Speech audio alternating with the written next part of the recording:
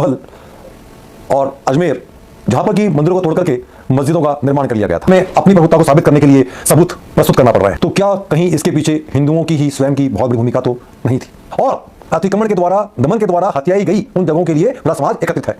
अगर हम कहते हैं हाँ हिंदू जाग चुका है, तो कहीं ना कहीं हमारा फिर भ्रम होगा। व्यक्ति विशेष राम जी को लेकर के, इष्ट को लेकर के, प्रभु को लेकर के, शिव जी को लेकर के मंदिर प्रवेश नहीं करता है। मंदिर में प्रवेश यह देख करके किया जाता है कि इस मंदिर का निर्माण किस व्यक्ति के द्वारा कराया गया था। वो एक समय के ऊपर उन सारे कामों को छोड़ करके एक निर्धारित समय पर एक निर्धारित स्थान पर एकत्रित होते हैं और अपने इष्ट को याद करते हैं। लेकिन वहां रहने वाले 60, 70, 600, 1000 लोगों में से मात्र चंद नाम मात्र की संख्या ही मंदिर में नजर आती है। उन्हीं मंदिरों पर आघात करने के लिए, उन्हीं मंदिरों के ऊपर आरोप प्रत्यारोप करने के लिए कोई अन्य धर्म विशेष के लोग नहीं आकर के हिंदू ही संस्कृति से लगे हुए लोगों के द्वारा उस मंदिर का वेद घोषित करने का प्रयास किया जाता है। कुछ विशेष लोगों के द्वारा जो कि सोसाइटी के संचालक हो सकते हैं, कुछ रहवासी हो सकते हैं, मंदिर की सुविधाओं को बाधित कर देते हैं, विश्वास लेकर आते हैं, श्रद्धा सुमन लेकर आते हैं। वो भी मंदिर पर हो रहे इस प्रकार की रोक टोक पर, अत्याचार पर खामोश रहते हैं कि चंद एक अजान के ऊपर, एक आवाज के ऊपर न जाने कहां से, किस मोहल्ले से, किस शहरों से एक ही जगह पर एक मजहब विशेष के लोग एकत्रित हो जाते हैं। लेकिन यहाँ पर हिंदू ही हिंदू का दुश्मन बन बैठा है। हमारे मन मुटाव आज मंदिरों पर, आस्था पर, धर्म पर आघात कर रहे हैं। आप कहीं निकट अगर किसी धर्म पर आघात हो रहा है, वहां पर कुछ गलत घटनाक्रम घटित हो रहा है, किसी को परेशान किया जा रहा है, मंदिर के ऊपर किसी तरह के रोक टोक का इस्तेमाल किया जा रहा है अभिधर्मता दिखाने के लिए, और वहां अगर समाज खामोश है तो कहीं ना कहीं आपके धर्म की बलवंता कमजोर है। एक होना चाहिए वैचारिक मतभेद हमारे व्यक्तिगत होने चाहिए, न कि धर्म की आस्था पर और विश्वास पर और मंदिर पर उसका प्रहार होना चाहिए। शिव एक के नहीं है, माँ एक की नहीं है, राम एक के नहीं है, मंदिर एक का नहीं है, और समाज का है, हमारी आस्था का है। घरों में चुप रहने से, बात करने से कुछ नहीं होगा। लेकिन आप लोगों का व्यक्तिगत दायित्व है कि अगर आस्तिक हैं,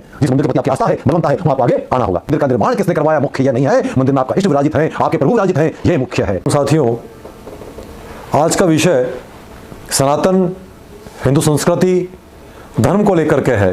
एक ऐसा विषय जो कि पूरे देश भर में, अभी हम बात कर रहे हैं संभल और अजमेर, जहां पर कि मंदिरों को तोड़ करके मस्जिदों का निर्माण कर लिया गया था। आज पूरे देश में इसकी बहुत ज़्यादा चर्चाएं चल रही हैं, अदालतों में केस चल रहे हैं, और नित्य प्रतिदिन हिंदू समाज की संस्कृति को जिस प्रकार से भूमिगत किया गया था और पुनः उन्हें अस्तित्व लाने के लिए हिंदू संघर्ष कर रहा है। आज हिंदुस्तान में ही, हिंदू संस्कृति के, हिंदू के आंगन में ही हमें अपनी प्रभुत्ता को साबित करने के लिए सबूत प्रस्तुत करना पड़ रहे हैं, जो कि बहुत ही गंभीर विषय है।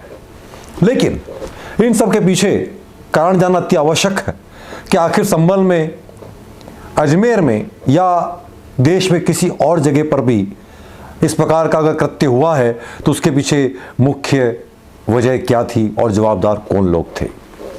क्या पूरा जवाबदार इस्लाम और दूसरे संप्रदायों को माना जाए, या कहीं हम अगर अपने आसपास नजर उड़ा के देखें, गौर करें, तो क्या कहीं इसके पीछे हिंदुओं की ही स्वयं की बहुत बड़ी भूमिका तो नहीं थी? हम देख रहे हैं आज भी जब संभल में और अजमेर में जब कोर्ट में आदेश के बाद में मंदिरों पर कार्रवाई की जा रही है, सर्वेक्षण विभाग द्वारा वहां जांच की जा रही है, तो मुस्लिम पक्ष विरोध कर रहा है। ये जानते हुए, पहचानते हुए, समझते हुए, ग्रंथों को जानकारी के अनुसार कार्य कर रहे हैं, उसके बाद भी मुस्लिम समाज के द्वारा, एक धर्म विशेष के द्वारा हम पर आरोप प्रत्यारोप लगाए जा रहे हैं। पूरा समाज एकत्रित हो रहा है और अतिक्रमण के द्वारा, दमन के द्वारा हत्याई गई उन जगहों के लिए पूरा समाज एकत्रित है। और यहीं से शुरू होती है हिंदुत्व के भावनाओं की असली कहानी। आखिर इन जगहों पर जब इनके द्वारा, आताइयों के द्वारा अतिक्रमण किया गया, तो उस तब क्या हिंदू खामोश था? क्या कहीं हिंदू कमजोर था? आज क्या हिंदू बहुत मजबूती स्थिति में है? आज हिंदुत्व की पक्ष धारा की गंगा बह रही है, या हिंदू जाग चुका है? अगर हम कहते हैं हाँ हिंदू जाग चुका है, तो कहीं ना कहीं ये हमारा फिर भ्रम होगा। मैं कुछ विषयों पर आना चाहूँगा और दृष्टिगोचर करना चाहूँगा कि विषय आज की तारीख में हमारे बीच में आना अति आवश्यक है। हमारे आसपास हम देखते हैं कई सारे मंदिर आज भी ऐसे हैं, क्योंकि हिंदू राम जी को लेकर के, शिव जी को लेकर के, माता जी को लेकर के, अपने इष्ट को लेकर के मंदिर में प्रवेश नहीं करता है। जो प्रसिद्ध मंदिर हैं, उन मंदिरों की बात अगर छोड़ दी जाए तो कॉलोनीज के अंदर, सोसाइटीज के अंदर, मोहल्लों के अंदर जो मंदिर का निर्माण किया जाता है, उस मंदिर के अंदर व्यक्ति विशेष राम जी को लेकर के, इष्ट को लेकर के, प्रभु को लेकर के, शिव जी को लेकर के मंदिर प्रवेश नहीं करता है। मंदिर में प्रवेश यह देख करके किया जाता है कि इस मंदिर का निर्माण किस व्यक्ति के द्वारा कराया गया था। यह हिंदू की भावना है और ये बातें मैं अपने अनुभव के आधार पर कह रहा हूं, जो कि पूरी तरह सटीक हैं और पूरी तरह सत्यता पर आधारित है। राम एक हैं, शिव एक हैं, माता एक हैं, लेकिन हमारी विचारधाराएं भिन्न हैं। शुक्रवार के दिन धर्म विशेष का व्यक्ति कितना भी अति विशेष कार्य क्यों न हो, कितने भी ग्राहक क्यों न दुकान पर खड़े हो, कितनी करोड़ों की डील उसकी क्यों न चल रही हो, लेकिन वो एक समय के पर उन सारे कामों को छोड़ करके एक निर्धारित समय पर एक निर्धारित स्थान पर एकत्रित होते हैं और अपने इष्ट को याद करते हैं। लेकिन ऐसा कोई दिन विशेष हमारे हिंदू सनातन धर्म में नहीं है जिसमें कि हम एक जगह एक साथ एकत्रित होते हैं। यहाँ तक सोसाइटी में, मोहल्लों के मंदिरों के अंदर भी मंदिर की घंटी की आवाज़ सुनाई देती है, शंख की आवाज़ सुनाई जाती है, लेकिन वहाँ रहने वाले 60, 70, 600, 1000 लोगों में से मात्र चंद नाम मात्र की संख्या ही मंदिर में नजर आती है। यह तो फिर एक विषय हो गया। दूसरा विषय निकल के आता है, उन्हीं मंदिरों पर आघात करने के लिए, उन्हीं मंदिरों के ऊपर आरोप प्रत्यारोप करने के लिए कोई अन्य धर्म विशेष के लोग नहीं आकर के हिंदू ही संस्कृति से लगे हुए लोगों के द्वारा उस मंदिर का वेद घोषित करने का प्रयास किया जाता है। उनमें आरोप प्रत्यारोप का दौर शुरू हो जाता है, क्योंकि जब मन मुटाव की बात आती है, पांचों उंगलियां बराबर नहीं होती हैं। हर व्यक्ति का किसी अन्य व्यक्ति के साथ में मतभेद, मनभेद हो सकते हैं, वैचारिक मतभेद हो सकते हैं, लेकिन उन वैचारिक मतभेदों को आघात मंदिर पर होना, आस्था पर होना, ये हिंदुत्व की पहचान, संस्कृति की पहचान नहीं हो सकती है। कई विषय निकल के मेरे सामने आते हैं जिसके अंदर की कुछ विशेष लोगों के द्वारा, जो कि सोसाइटी के संचालक हो सकते हैं, कुछ रहवासी हो सकते हैं, मंदिर की सुविधाओं को बाधित कर देते हैं, लेकिन जो अन्य भक्त मंदिर में प्रवेश करते हैं, मंदिर में आस्था लेकर के आते हैं, विश्वास लेकर के आते हैं, श्रद्धा सुमन लेकर के आते हैं, वो भी मंदिर पर हो रहे इस प्रकार की रोक टोक पर, अत्याचार पर खामोश रहते हैं।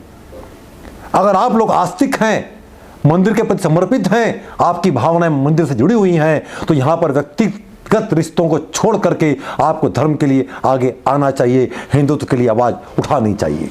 अगर आप ये नहीं कर पा रहे हैं तो कहने कि आपके सनातन की, आपके धर्म की, आपके पहचान की आप में कमजोरी है। यहां पर किसी व्यक्ति विशेष को लेकर के मतभेद करने की आवश्यकता नहीं है, लेकिन जब धर्म की बात आती है, आज पूरा देश इसी बात से परेशान हो रहा है और एक ही बात की लड़ाई लड़ रहा है। हम राजनीतिक पार्टियों की बात करते हैं, वो राजनीतिक लोलुपता के अंदर आने के बाद में वो अपने धर्म को, अपनी जाति को भूल जाते हैं और हिंदुत्व के विरोध में ही खड़े हो जाते हैं। और वही आज समाज भी कर रहा है।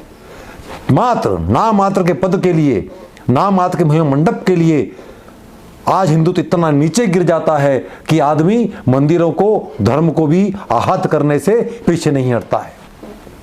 इसी का परिणाम रहा है। इतिहास को उठा के गवाह के तौर पर देख सकते हैं कि हमारे मंदिरों के ऊपर इस प्रकार का अत्याचार हुआ, उन्हें भूमिगत किया गया, जमींदोज किया गया और वहां पर जो है मस्जिदों का निर्माण किया गया। लेकिन आज पुनः उन्हें हासिल करने के लिए हिंदू समाज को, हिंदुत्व को, सनातन को एक संघर्ष करना पड़ रहा है। उसके पीछे जवाबदार हिंदुत्व स्वयं है और ये उनकी एकता का प्रतीक है कि चंद एक अजान के ऊपर, एक आवाज के ऊपर, न जाने कहां से, किस किस मोहल्ले से, किस शहरों से एक ही जगह पर एक मजहब विशेष के लोग एकत्रित हो जाते हैं और यहां एक स्थान पर रहने के बाद भी हिंदू के धर्म के लिए, अपने अस्तित्व के लिए, अपने सनातन के लिए एक नहीं हो पाता है। वो लोग जब धर्म विशेष की बात आती है, आस्था की बात आती है, वो मन के भेद बुला देते हैं, अपने आप से झगड़े बुला देते हैं, वाद विवाद बुला देते हैं, लेकिन एक जगह एकत्रित होकर के अपने धर्म की रक्षा के लिए हथियार तक उठा लेते हैं। और अभी प्रमाण है हमारे सामने संभल का, जहां पर कि लोगों ने अपनी जान तक गंवा दी थी, सिर्फ अपनी ड्यूटी या उनके पूर्वजों के द्वारा अतिक्रमण खतई की जगह को वापस अपने स्थान पर लाने के लिए, अपना दावा वहां प्रस्तुत करने के लिए वो लोग जान तक लुटा रहे हैं धर्म के लिए, मजहब के लिए। लेकिन यहां पर हिंदू ही हिंदू का दुश्मन बन बैठा है। हमारे मन मुटाव आज मंदिरों पर, आस्था पर, धर्म पर आहत कर रहे हैं। घर में मंदिर की घंटी बजती, रामायण पढ़ी जाती है, गीता पढ़ी जाती है, बजरंग का पाठ किया जाता है, हनुमान चालीसा का पाठ किया जाता है, लेकिन इस प्रकार के धर्म की गंगा जब आपके घरों में बह रही है और जब आपके ही प्रांगण में, आपके स्थान में, आपके ही मोहल्ले में, आपके ही निकट अगर किसी धर्म पर आहत हो रहा है, वहां पर कुछ गलत घटनाक्रम घटित हो रहा है, किसी को परेशान किया जा रहा है, मंदिर के ऊपर कहीं ना कहीं रोक टोक का इस्तेमाल किया जा रहा है आपकी दबंगता दिखाने के लिए, और वहां अगर समाज खामोश है तो कहीं ना कहीं आपके धर्म की बलवंता कमजोर है। दोस्तों, मेरा करबद्ध अनुरोध है कि आज पूरे देश भर के हालात हमारे सामने हैं कि हिंदू क्यों कट रहा है, क्योंकि हिंदू बट रहा है।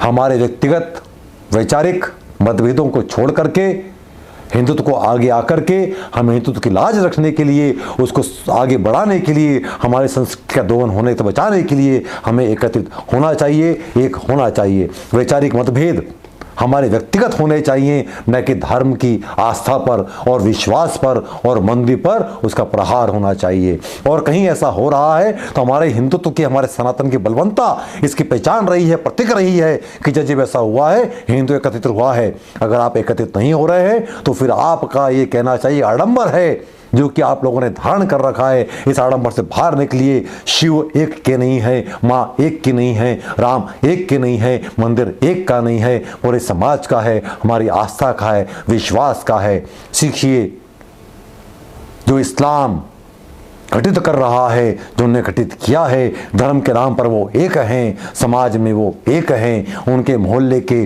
पड़ोस के विवाद उनके घरों तक रहते हैं, धर्म की बात आती है तो वो एक होते हैं।